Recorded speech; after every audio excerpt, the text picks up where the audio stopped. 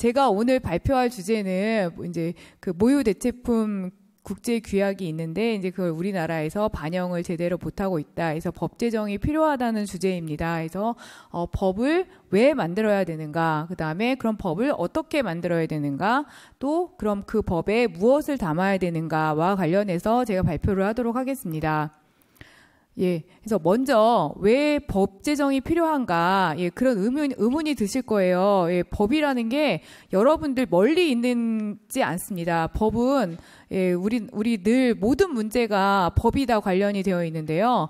예, 그렇다면 특별히 모유 수유와 관련해서는 왜 법 제정이 필요할까? 예, 그 문제에 대해서 보도록 하겠는데, 예, 제가 아까 말씀드린 것처럼 예, 저출산 시대에 저출산인데 그러면은 아이를 낳는 것과 모유가 무슨 문제가 있을까? 모유는 이미 낳은 이후에 기르는 문제인데 이게 무슨 관련이 있을까? 그렇게 생각하실 수도 있지만 일단 저출산 중에는 아이를 안 낳는 중요한 이유 중에 하나는 이 아이를 키우기가 너무 힘들고 그렇기 때문에 이제 아이를 안 낳는 문제도 있고 그 다음에 또 난임, 불임인 부부들도 많은 걸로 알고 있거든요.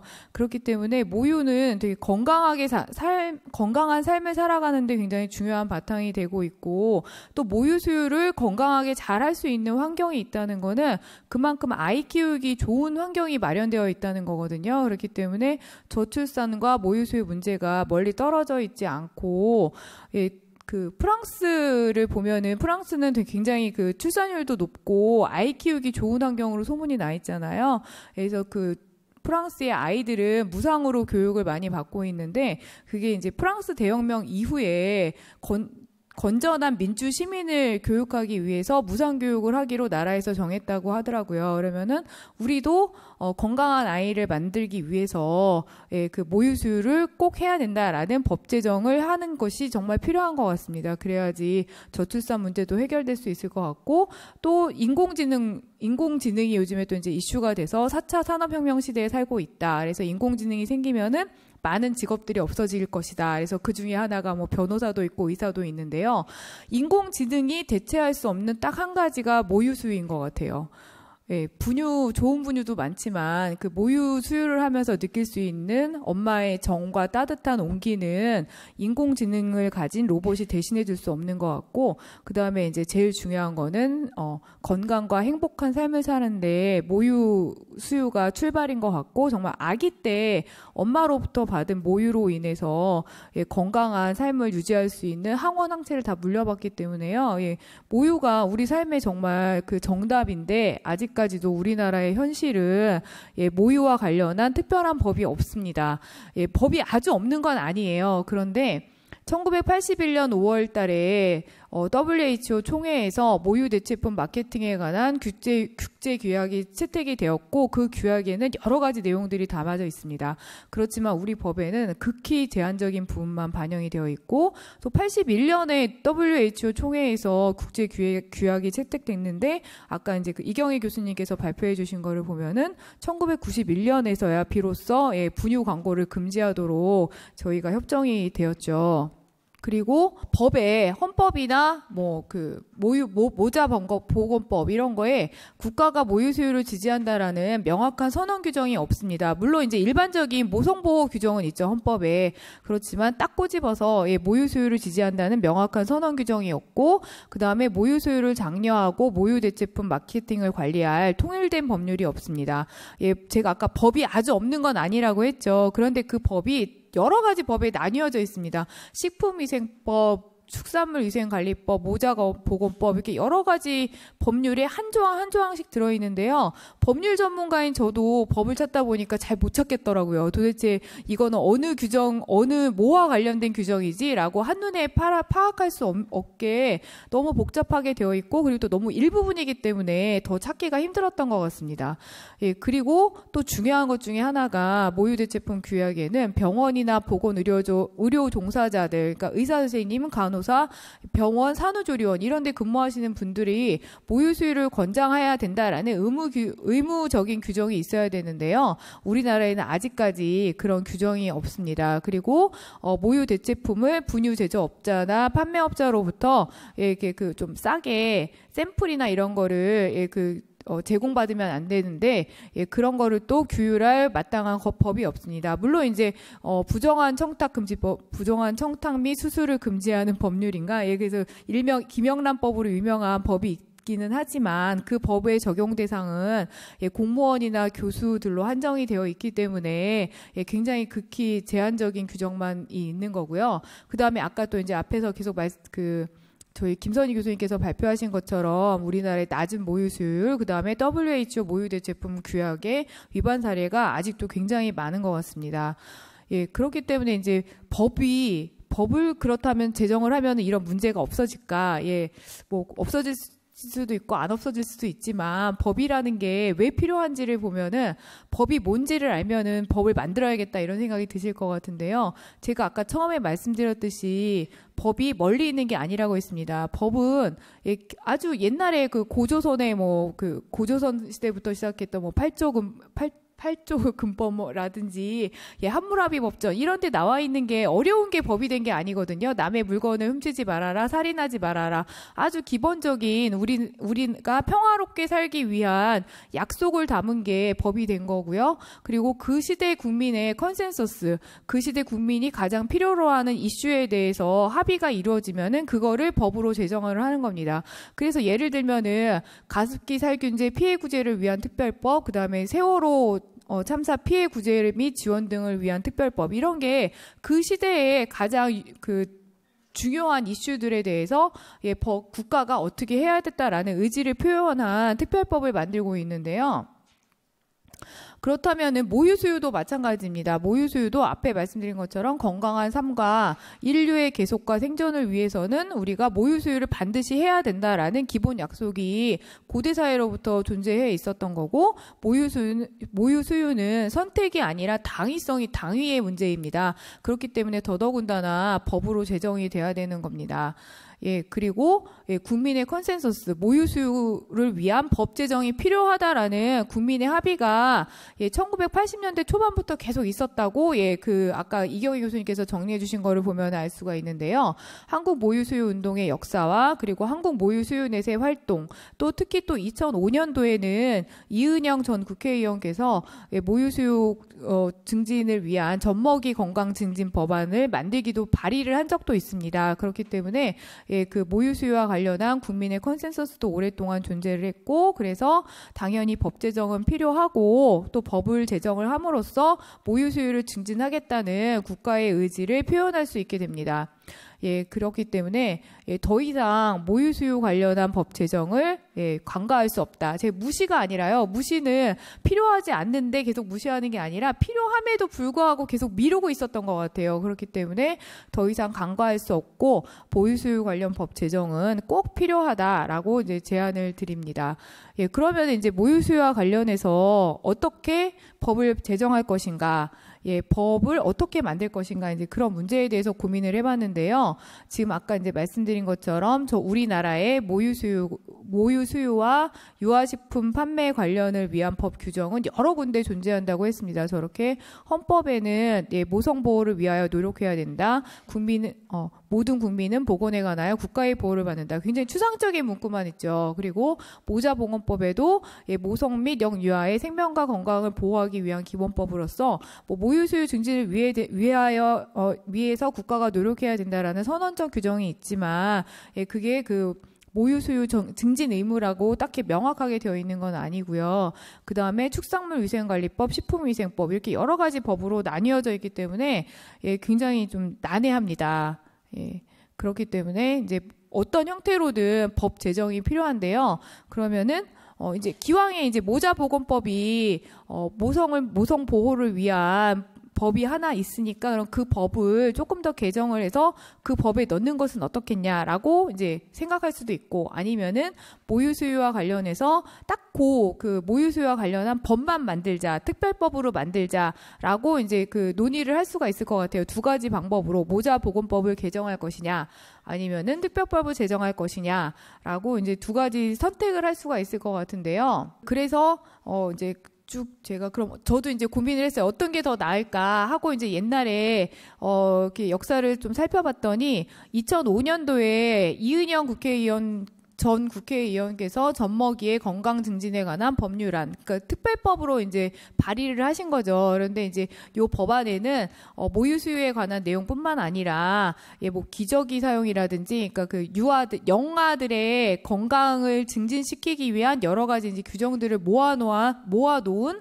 법률안을 만드셨습니다. 그래서 그런 법률안이 발의가 됐더니 이제 검토 과정에서 이러이러 이제 반대 논거가 제시가 됐어요. 이제 이 법안이 만들어지면은 젖먹이의 건강 증진에 관한 법률안이 만들어지면은 모자보건법이 형해화될 수가 있다. 그리고 모자보건 정책의 통일성을 유지하기가 어렵다. 이 특별법이 많아지면은 통일적인 모자보건 사업이 안 된다. 예, 그런 반대 논거. 그다음에 세 번째는 어차피 모유 수유율이 증가 안 하는 거는 여러 가지 원인이 있고 분유업체 규율만이 원인이 아닌데 이렇게 그것만 규율하는 게 무슨 의미가 있느냐라는 반대 논거가 있었습니다. 근데 저의 대답은 처음에 이제 모자보건법이 형해화된다라는 이제 주장에 대한 저의 또 반대 논거는 모자보건법은 어차피 기본법입니다. 근데 그 기본법에는 모든 것을 담을 수가 없어요. 기본이 되는 사항만 담는 게 기본법이고, 모자보건법은 그런 의미에서 모자보건에 관한 기본적인 사항만 담을 수 있는 거거든요. 예를 들면은 형법이 이제 모든 이제 그런 그 범죄 행위를 처벌하는데 규율하는데 제일 기본법은 형법인데요. 형법에도 똑같이 강간죄, 학대죄 이런 거에 대해서 규율하는 법이 있는데요. 그럼에도 불구하고 그 시대의 아젠다 이슈에 따라서 성폭력 범죄의 처벌 등에 관한 특례법, 아동학대 범죄 등에 관한 처벌 특례법 이런 게 만들어지고 있거든요. 그렇기 때문에 모유 수유에 관한 특별법도 존재가 가능하다. 그리고 또 두 번째 논거가 모자 보건 사업이 이렇게 통일적으로 이루어지기 어렵다 이렇게 얘기하고 있는데요. 어차피 모유 수유 정책도 보건복지부가 담당하도록 설계를 하면 되기 때문에 통일적인 사업이 가능하고, 그 다음에 분유업체 규율만으로는 모유 수유율 증대가 안 된다라고 주장을 하지만 그것이 시작입니다. 모유 수유율 증대 사업의 시작이 될 수 있고 또 다른 여러 가지를 담으면 되니까요. 그렇기 때문에 이제 모유 수유와 관련한 모자보건법 개정만으로는 부족하고 딱 집어서 모유 수유를 적극 지지한다는 상징적 의미로 특별법을 만들어야 된다라는 게 저의 주장입니다. 그래서 꼭 집어 모유 수유만을 위한 특별법을 만들자. 그 다음에 그러면은 이제 그런 특별법을 만들면은 어떤 내용을 담아야 될 것인가? 그렇게 보면은 기본적인 방향은 모유 수유 증진을 위한 국제사회의 노력과 그동안의 성과를 반영해야 됩니다. 특히 WHO의 모유 대체품 판매 근절을 위한 규약과 유아식품의 부적절 판매 근절을 위한 지침 등 여러 가지 국제 규약들이 있기 때문에 그 내용을 담아서 특별법을 만들어야 되고, 또한 모유 수유는 엄마의 권리이기도 하지만 일단 영유아 아이들의 모유를 먹을 권리, 그러니까 영유아를 권리의 주체로 바라볼 수 있는 특별법을 만들어야 됩니다. 그리고 목적은 이렇게 국가가 모유 수유를 적극 지지하고 모유 권장을 위한 정책을 수립해야 하며, 모유 대체품 제조 판매를 규율하고 모자보건 관련 기관 및 종사자들의 책무를 규정해서 궁극적으로는 유아의 건강한 성장과 발육을 통한 국민 건강 증진에 이바지해야 된다라는 목적 사항이 먼저 나와야 되겠죠. 그 다음에 이제 그 정의 규정이 필요한데요. 특별법을 보면은 그러면 이 법에서 정의하는 영유아는 누구로 해야 될까라는 고민이 생기는데, 2005년에 발의된 법안에서는 만 12세 미만의 영아를 대상으로 했습니다. 그런데 이제 제가 그럼 다른 법률에 있는 거를 보면은 모자보건법이나 영유아 보육법의 영유아는 출생 후 6년 미만인 사람입니다. 그래서 이렇게 같이 영유아 개념을 이렇게 넓게 하는 것도 나쁘지는 않고, 왜냐하면은 최근에 WHO의 유아식품의 부적절 판매 근절을 위한 지침에서 개정이 되면서 모유 수유 권장 연령이 상향이 됐습니다. 그래서 만 2세 또는 그 이상까지 모유 수유를 권장하는 것이 바람직하다라는 지침이 있기 때문에요. 꼭 출생 후 12월이 지나지 않은 아이보다는 조금 더 확대를 하는 게 더 좋지 않을까, 그런 생각이 해봤고, 그 다음에 이제 명확하게 국가와 지방자치단체가 모유 수유를 장려하고 보호하고 지지할 책임과 정책을 수립할 의무가 있다. 그리고 이런 국제 규약을 따라서 모유 대체품 제조 판매를 규제할 정책을 수립할 의무가 있다라는 거를 명시할 필요가 있습니다. 예, 그 다음에 이제 아까 그 이경희 교수님도 한국 모유 수유 운동의 예, 그 문제점과 제안으로 국가 모유 협회를 제안을 하셨는데요. 예, 이것이 꼭 필요합니다. 그래서 이제 저도 법안에 국가 모유 위원회가 들어갔으면 좋겠다라고 제시를 했는데요. 1990년에 WHO와 유니세프의 정책 결정 모임에서 이노센티 선언문을 채택을 했습니다. 그 중에 하나가 여러 단체가 예, 연합해서 할 수 있는 국가 모유 위원회를 설립해야 된다라는 지침이 있었습니다. 그렇기 때문에 우리나라도 국가 모유 위원회를 설립을 해야 되는데 그 위원장은 이제 처음에 법안에도 2005년에 만들어진 법안에는 보건복지부 장관 산하 기관으로 되어 있는데요. 제 생각에는 조금 더 높였으면 좋겠어요. 아까도 이제 힘 있는 리더가 필요하다라고 제시를 해주셨는데요. 대통령 산하 기관이면 더 좋고 그렇지 않다면은 국무총리 산하 기관으로라도 만들어질 필요가 있다라고 생각이 됩니다. 그 다음에 이제 국가와 지방자치단체 모유 권장을 위한 이제 의무를 명시를 해야 되는데요. 거기에 국가가 어떤 일을 해야 되는지 구체적인 내용까지 규정을 해주는 것이 필요합니다. 그래서 그 2005년도 법안에도 국가가 어떤 거를 홍보를 해야 되고 교육을 해야 된다라는 내용들이 나오는데 그 이제 국제 규약을 반영을 해서 이런 내용들이 담겨져 있습니다. 그런데 이제 이런 내용들은 맨날 바뀌는 건데 왜 법에까지 넣어야 되냐라는 반대 논거가 있었는데요. 이 내용 읽어보시면 아시다시피 굉장히 기본적인 내용들입니다. 이 내용은 변함이 없는 진리들이기 때문에 예, 법에 규정이 된다라고 해서 예, 나중에 개정이 필요한 부분이 아니기 때문에 반드시 들어가야 된다라고 생각이 들고요. 그 다음에 모자보건 관련 기관, 즉 이제 병원이나 예, 그 의료기관에 종사하시는 산후조리원 등에 종사하시는 분들이 모유 수유를 반드시 권장해야 된다라는 예, 책무를 명확하게 규정을 해놔야 됩니다. 그래서 모유 수유 권장 의무뿐만 아니라 예, 모유 대체품, 그러니까 그 분유나 젖꼭지, 그런 그 젖병 이런 거를 사용하지 말아야 되고 그런 걸 사용하려고 하면은 반드시 산모의 동의를 받아야 되고 아주 예외적인 이외에는 예, 모유를 먼저 먹여야 된다라는 예, 모자보건 관련 기관의 책무를 명시적으로 넣어야 되고 이제 그 밖에 또 이제 그 분유회사로부터 여러 가지 예, 이익을 제공받아서는 안 된다라는 책무를 예, 집어 넣어야 됩니다.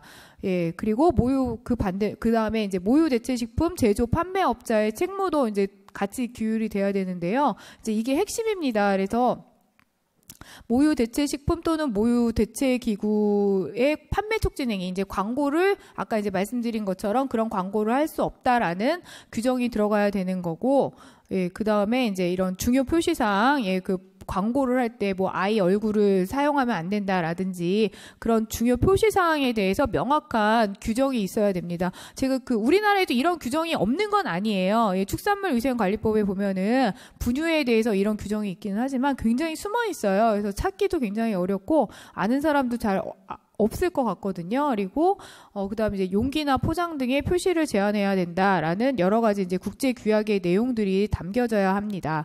예, 그리고 그렇다고 하면은 이제 이런 규정들만 있으면 안 되고 이 규정을 잘 지킬 수 있도록 이 규정을 지키지 않았을 때 어떤 조치를 할 수 있는지에 대해서도 이제 그 법에 규율을 해야 되는데요. 먼저 생각할 수 있는 거는 행정청에서 할 수 있는 위반 질서 벌입니다. 그래서 이제 시정명령, 영업정지, 영업허가 취소, 영업소 폐쇄, 과징금, 뭐 이런 걸 물릴 수 있는 규정이 당연히 들어가야 되고, 예, 이런 행정벌을 넘어서는 그 형벌까지 필요할 것인가라는 거에 대해서도 한 번 더 고민을 해봐야 되는데, 예, 처음에 2005년도에 법안이 만들어졌을 때도 이런 벌금이나 징역형 이런 게 들어갔었는데요. 거기에 대해서 이제 그 검토한 자료를 보니까 너무 과도하다. 형벌까지 부과하는 거는. 그런데 다른 특별법을 제가 예를 들어놨는데요. 전혀 형벌을 부과하는 게 과도하지 않습니다. 이런 뭐 금연과 관련해서 담배에 그런 흡연이 회롭다라는 규정을 안 넣으면은 1년 이하의 징역 또는 1,000만 원 이하의 벌금을 물게 되어 있는데요. 모유가 중요하다라는 광고 문구를 안 넣으면은 당연히 흡연도 이제 해롭긴 하지만 모유수유도 흡연에 못지않게 중요한 우리의 그 아젠다이기 때문에 반드시 형벌 규정이 필요한데 이제 그러면은 그 몇 년으로 할 것인가 벌금을 얼마로 할 것인가는 이제 조금 더 이제 그 토론을 해봐야 되는 문제인 것 같습니다.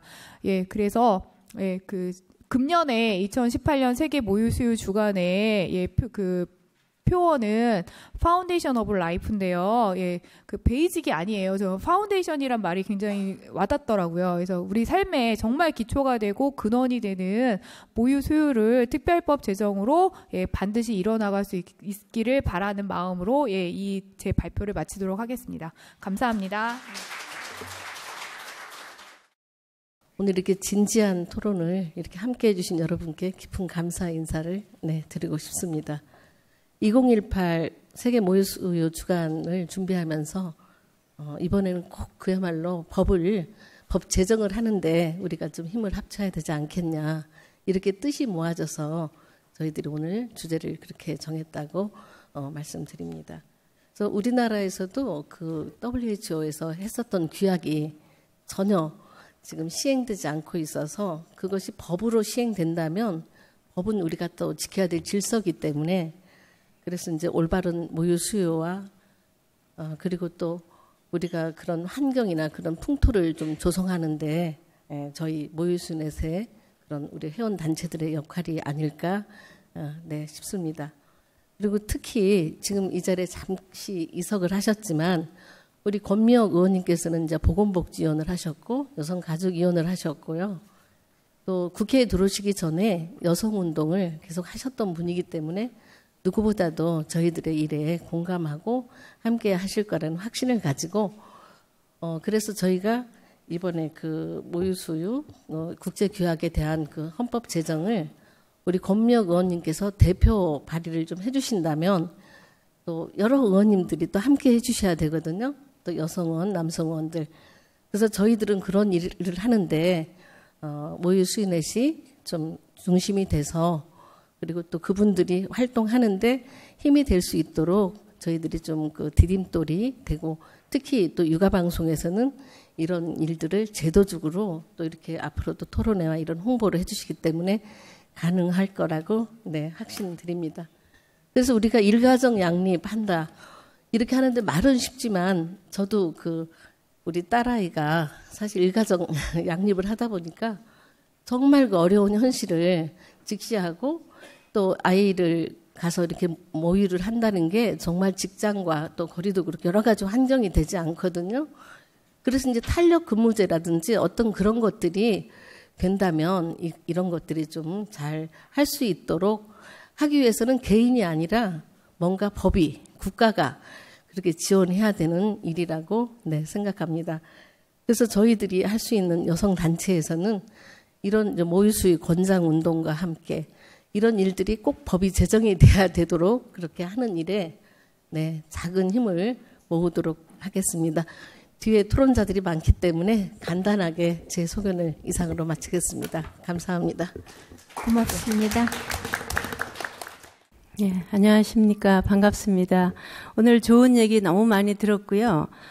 저희는 그 많은 좋은 얘기를 하셨기 때문에 저희 현재 제가 하고 있는 저희 협회 일이라든가 제가 실제로 하고 있는 현장에서의 분만에 대해서만 잠깐 말씀을 드리겠습니다. 오늘 홍보대사님으로 위촉되신 한의사분이 되셨는데요. 저희 그 조산원에는 한의사분들이 굉장히 분만을 하러 많이 오십니다. 그래서 부부 한의사 모임에서 6부부가 와서 저희 집에서 출산을 했는데요. 이제 한 분은 첫 아이를 순산으로 출산을 하셨는데 두 번째 아이가 어쩔 수 없는 상황으로 제왕절개로 분만을 하셨어요. 그래서 세 번째를 꼭 자연 출산을 원하시길래 제가 받아들이기로 약속을 하고 저희 집에 오셨는데 아침에 오셔가지고 11시에 출산했습니다. 한 3시간 만에 셋째를 자연으로 출산을 했는데 오후 2시쯤 되니까 산모의 몸이 너무 건강하시고 좋으니까 오후에 그 남편이 진료를 봐야 된다는 거예요. 한의원에. 그래서 아기를 안고 가도 되겠느냐 해서 제가 3시간 만에 너무 건강하게 출산을 하셨기 때문에 가도 되겠다 해서 보내드린 적도 있습니다. 그래서 한의사분들이 굉장히 많이 오셔서 분만을 또 하고 계시고요. 저희의 그 조산원의 출산의 특징은 아기와 가족이 같이 분만을 하는 겁니다. 그래서 저희가 이제 미리 진찰을 할 때 어떻게 얘기를 하냐면은 분만할 때 첫 아이에 대한 선물을 준비를 하라고 시킵니다. 그래서 출산할 때 큰아이가 옆에서 같이 진통을 하게 하고 엄마 손을 잡게 해서 함께 분만을 하는데 마지막 순간에 저희 조산원에서의 분만은 회음절개를 하지 않거든요. 그래서 아기가 그냥 나옵니다. 그래서 피라는 게 보이지가 않기 때문에 약간의 이슬이 묻어도 제가 머리를 좀 닦고 아기의 까만 머리만 나올 수 있도록 만들어서 큰아이에게 보여줍니다. 그러면 큰아이가 그 엄마의 회음부에서 둘째 동생이 나오는 그 감격스러운 장면을 봤던 아기에게는 전혀 모유에 대해서 샘을 내지 않는다는 거죠. 그래서 집에 바로 낳자마자 가슴에 올려가지고 아기를 엄마 가슴의 중간에다가 놓으면 1시간 이내에는 어떤 아기든지 젖을 찾아갑니다. 갖다 물리는 게 아니에요. 저절로 혼자 스스로 머리를 막 기울여 가면서 엄마 젖에 가서 탁 물고 찾아서 빱니다. 그래서 제가 오늘 정말 요거 하면서 자료를 하나 보여드리고 싶었던 게 그 아프리카 스와질랜드에 우리 조산사들이 가서 봉사를 많이 하고 있는데 거기에 봉사하고 계시는 분이 흑인이 이제 에이즈가 굉장히 많잖아요. 그런데 아기를 분만하고 나서 2.3kg의 미숙아를 가슴에다 올려놨을 때 에이즈 엄마한테서 젖을 굉장히 열심히 빨고 있는 장면을 저희한테 보내준 게 있어요. 그래서 그게 보여드리고 싶었는데 처음에 흑인 아기가 나오면 까맣지 않습니다. 처음에는 빨갛거든요. 그래서 까만 엄마의 가슴에서 빨간 아기가 젖을 열심히 빨고 있는 장면이 굉장히 인상 깊었습니다. 그래서 그런 식으로 에이즈가 있어도 젖을 먹인다는 거죠. 그 물에 의한 감염보다도 엄마의 젖에 있는 면역체를 주기 위해서 젖을 먹이는 거를 제가 보고 왔는데 그런 것도 하나 보여드리고 싶었습니다. 그래서 어쨌든 저희 그 조산원들은 저희 전국에 17개밖에 없습니다. 그래서 17개의 조산원에서 1년에 1,200명 정도밖에 출산을 하지 않습니다.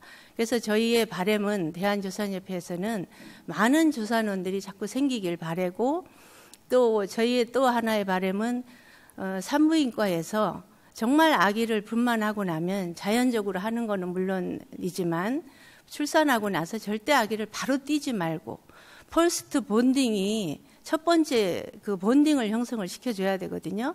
그래서 저희 조산원에서는 12시간 동안 아기를 띄지 않습니다. 엄마 가슴에 올려놓거나 아빠한테 캥거루 케어를 시키거나 그래서 저희 같은 경우는 분만하고 나면 굉장히 지치잖아요. 그래서 엄마와 아빠가 누워있고 아기를 가슴에 안고 있을 때 저희도 지쳐가지고 옆에서 같이 잠을 잡니다. 아기를 떼어놓지 않게 하기 위해서. 그래서 그렇게 12시간 동안을 아기를 떼어놓지 않는 첫 번째 본딩 형성을 시켜주고 나면 절대로 모유 수유를 성공하지 않을 수가 없습니다. 그리고 저희 같은 경우는 항상 전화를 한다거나 집으로 찾아간다거나 가서 이제 모유를 도와주고 마사지를 해주고 그렇게 해주기 때문에 저희 각 조산원에서 분만하는 아기들은 100% 모유 수유에 성공을 합니다. 그래서 6개월까지는 분명히 먹여야 되고 만약에 4개월 때 저한테 아기를 데려왔는데 안 먹이고 있다. 저한테 혼납니다. 그리고 그때부터 다시 재수유를 시작하도록 시킵니다. 그러면 분명히 또 성공해서 2년까지 젖을 먹일 수가 있습니다. 그래서 저희 조산원들은 자기 자식들도 다 분만을 받아주거든요. 그래서 10년 이상 저희 조산협회 회장님 하시던 분은 쌍둥이 며느리를 분만을 출산을 받았습니다. 그렇게 해서 집에서 모유 수유도 도와주시고 이렇게 하시고 있는데 저희 딸도 제가 재작년 11월에 제가 직접 받아가지고 10시간 이상의 진통을 통해서 같은 또 저 딸이 같은 미드와이프 조산사예요. 그래서 그 긴 진통을 이겨내고 딸을 출산을 해가지고 모유를 얼마 전 20개월까지 열심히 먹였습니다. 그래서 딸이 조산사였기 때문에 그 자연 출산을 성공할 수 있었고 또 모유 수유도 끝까지 또 열심히 그렇게 할 수 있었던 것 같습니다. 그래서 오늘 많은 분들 얘기해 주셨는데 법으로 정말 꼭 제정이 돼서 저희 조산원에서는 100% 성공하지만 많은 병원에서 자꾸 아기를 떼어놓는다든가 이런 게 되기 때문에 꼭 법으로 제정이 됐으면 좋겠다는 생각으로 말씀드렸습니다. 감사합니다. 네, 고맙습니다.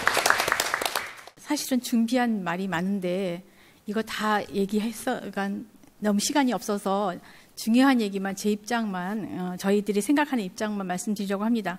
저도 사실은 아이 둘을 낳았는데요. 실패했습니다. 못했습니다. 저는 이론적으로는 다 알고 너무나 좋은 거 아는데 아무도 도와주는 손길이 없었습니다. 그때에는. 그래서 지금에서는 다시 해보면 할 수 있을 것 같은데 그때는 너무너무 고생만 하다가 결국 못하고 말았어요. 지금 너무 억울한 생각이 많이 들고요. 지금 환경은 너무 좋아졌다는 생각이 드는데 왜들 안 하시는지 걱정이 되고요. 저는 두 가지만 말씀드리려고 합니다. 저는 병원에 임상에 좀 오래 있어서 아이들을 좀 많이 보았습니다. 신생아실하고 분만실에 좀 있었거든요. 그래서 그때 느꼈던 느낌을 말씀드리려고 합니다. 모유수유에서의 첫 무대는 병원 환경이 지금 대부분입니다. 그런데 그 모자 동실이라고 해서 만들어 놓고 있습니다. 근데 그것들이 변칙적으로 운영이 되고 있어요. 그래서 진짜 아까 말씀하신 것처럼 24시간 아무 때라도 붙어 있어야 되는데 그런 것들이 이루어지지 않고요. 필요할 때만 가서 아기를 보여주고 같이 있는 아주 변칙적인 시스템으로 운영이 되고 있고요. 또 이러다 보니까 모유수유가 제대로 안 되고 있다는 겁니다. 또 의료기관 평가라고 해서 병원 평가를 지금 정기적으로 평가를 위한 평가를 지금 많이 하고 있는데요. 이런 항목에 의료기관에 특히 평가 항목에 모자보건에 대한 모유수유에 대한 평가가 강화가 돼서 이것들에 대한 페널티를 주고 아니면 무엇인가 메리트를 주든 해가지고 좀 강력하게 평가를 제대로 했으면 좋겠다라는 생각이 듭니다. 또 하나는 대부분이 또 이제 델리버리를 하고 나면 그 다음에는 산후조리원으로 요새 이제 여성 인구들이 경제를 많이 하니까 산후조리원으로 가게 되는데 거기에서도 완전히 아기 오리엔테이션이 아니라 산모 오리엔테이션이 되는 그런 매니지를 하고 있습니다. 그러다 보니까 아기는 그냥 정말 예쁘게 보이고 보여주는 그냥 장식물이라고나 할까 어떻게 보면 그래서 그런데 초기에 신생아기에 셋업할 수 있는 그런 어떤 시스템 구축이 강력히 요구가 되고 있다고 생각이 듭니다. 또 하나는 한 가지 또 하나는 이런 일들이 지금 여러 가지 일들이 굉장히 많이 지금 이슈가 되고 있고 제한하자 하는 얘기가 나왔는데 갑자기 너무 많은 일들을 다 나라에서 국가에서 더 보장하려고 하려면 너무나 어려운 점이 있을 것 같습니다. 그래서 임상에서든지 어쨌거나 자의적으로 굉장히 연륜을 가지고 오래 했던 사람들이 지금 여러 다양한 방법으로 지금 이런 것들을 돕고 열심히 연구하시는 분들이 굉장히 많으신데 그런 것들이 거의 이제 뭐라고 그러나요? 아웃소싱하고 NGO 같은 그룹으로 많이 활동을 하고 계시는 것들을 자원을 조금 활용을 했으면 좋겠습니다. 너무나 많이 옛날에 어머니가 가르쳐줬던 같은 자원 있잖아요. 그런 것들이 아니면 임상에서 요새 업데이트된 여러 자원을 접목시키면 굉장히 좋은 자원이라고 생각합니다. 근데 제가 그랬을 적에는 아무도 그런 도움을 못 주었기 때문에 그게 아쉬운 점이 또 하나 있었던 것 같아서 좀 그런 자원을 좀 활용하는 안을 조금 만들어 주시면 손이 닿는 대로 우리가 이렇게 아쉬워했던 사람들이 조금 열심히 도와서 일을 할 수 있을 것 같은 생각이 들어요. 그 다음에 요즘에 이제 유니세프에서 하는 하나 더 추가할 말씀은 아기에게 친근한 병원 해가지고 병원에서 막 이렇게 엠블럼도 많이 붙들어주고 막 그렇게 하는데 할 때만의 어떤 그냥 행사의 이벤트성이고요. 그것들이 제대로 운영이 되고 있는지에 대한 감시나 추후 관리가 전혀 되고 있지 않습니다. 메릿을 주든지 아니면 추후 관리를 해서 규제를 해줘야지 그것이 유지가 잘 된다는데 맨 처음에 그냥 어떤 규정에 카운팅만 해가지고 패스가 돼가지고 막 병원 앞에다가 엠블럼을 붙여놓고 그것들이 자랑스럽게 홍보는 해놓고는 전혀 운영은 되고 있지 않습니다. 그래서 유명무실하다는 얘기죠. 그래서 그런 것들에 대한 규제나 추후 관리 같은 것들이 조금 더 강력하게 촉구되었으면 하는 생각이 저희 이제 올바른 양육 연구소에서 얘기가 많이 나온 내용들이어서 제가 말씀드리고 싶습니다. 예, 감사합니다. 대한모유수유 한의학회 편집이사이면서 경희의료원에서 한방소아과에서 아이들을 대상으로 진료하고 있는 이선행이라고 합니다. 예, 지금 앞에서 여러 토론해 주시는 분들이 출산을 얼마큼 했다 이렇게 말씀하셨는데 저는 저희 가족은 아직 출산 경험은 없고 내년에 첫 아이가 나올 예정입니다. 축하드립니다. 네, 그래서 네, 감사합니다. 네, 그래서 그 와이프가 이제 모유 수유를 시작하게 되면 옆에서 지금 남편으로서 최대한 열심히 도와줄 생각을 가지고 있고요. 근데 지금 와이프랑 얘기를 하다 보니까 그 자기는 완전 모유 수유가 힘들 것 같아. 나 같으면은 좀 요새는 분유가 모유만큼 달라는데 뭐 이런 얘기를 많이 좀 하더라고요.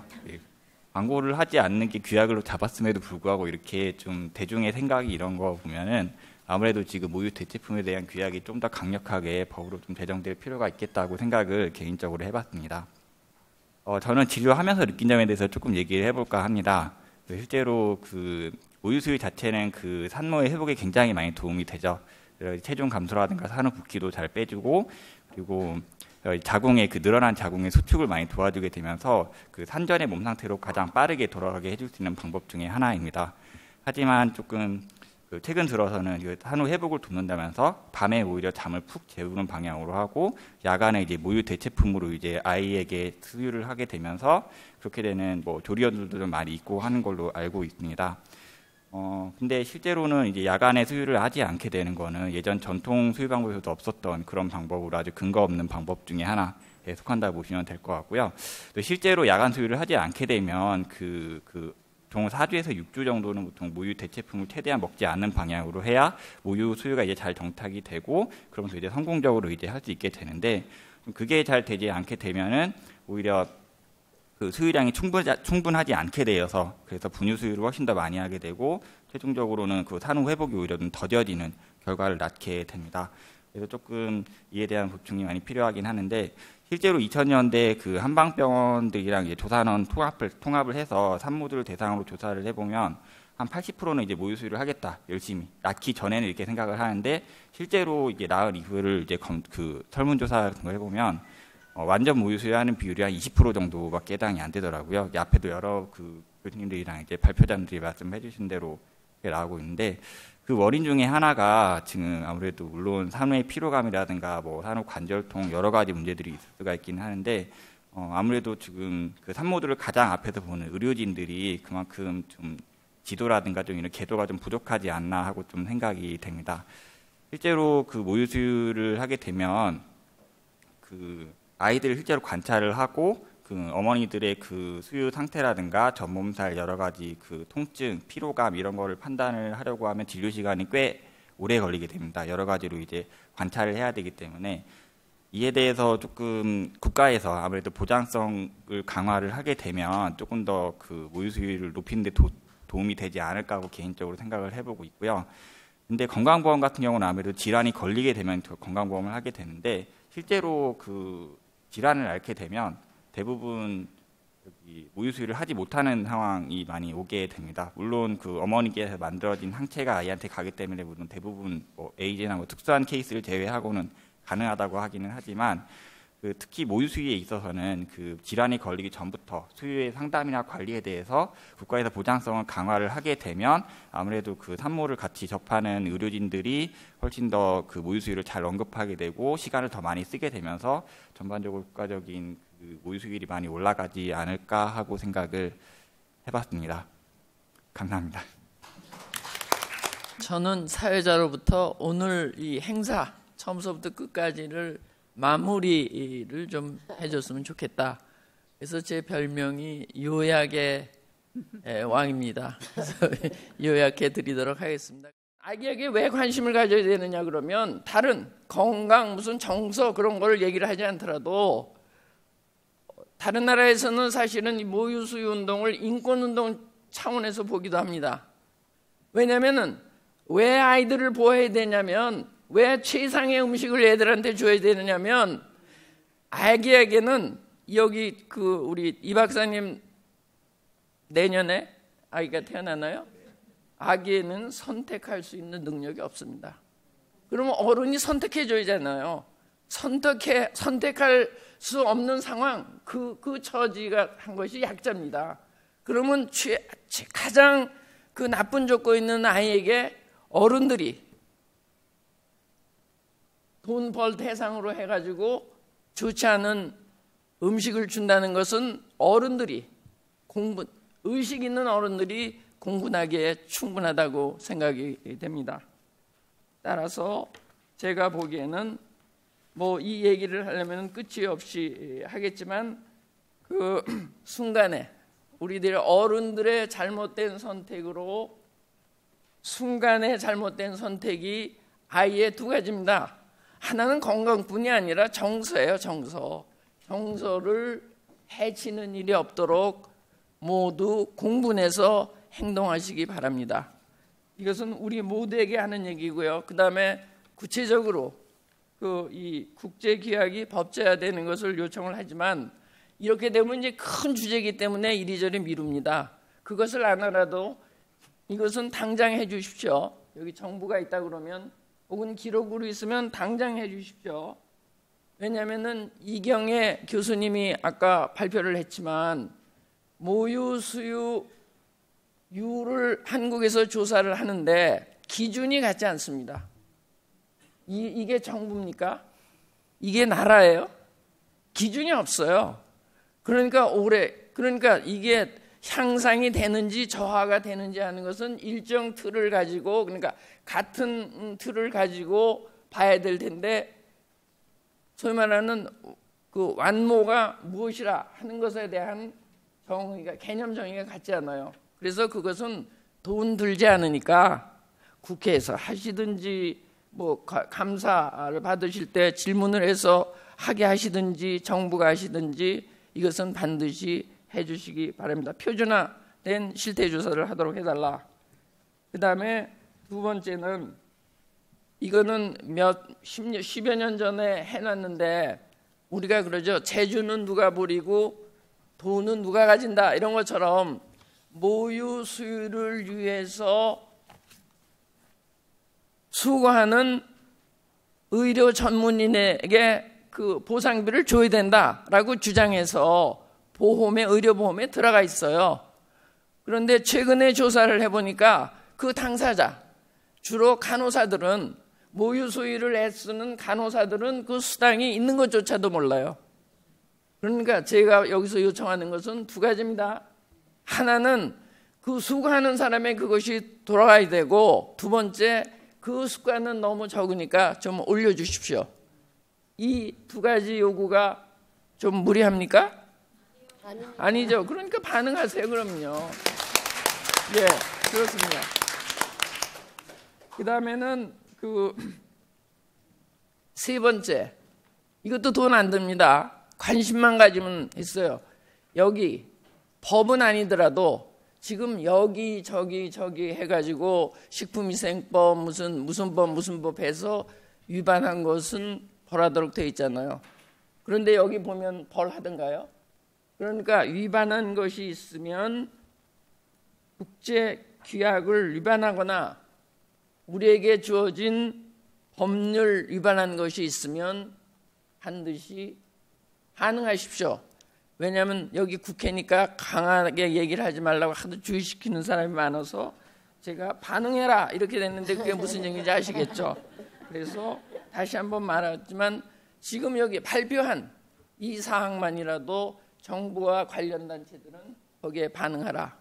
이것이 오늘 제가 요청하는 모두입니다. 감사합니다, 선생님. 네, 고맙습니다.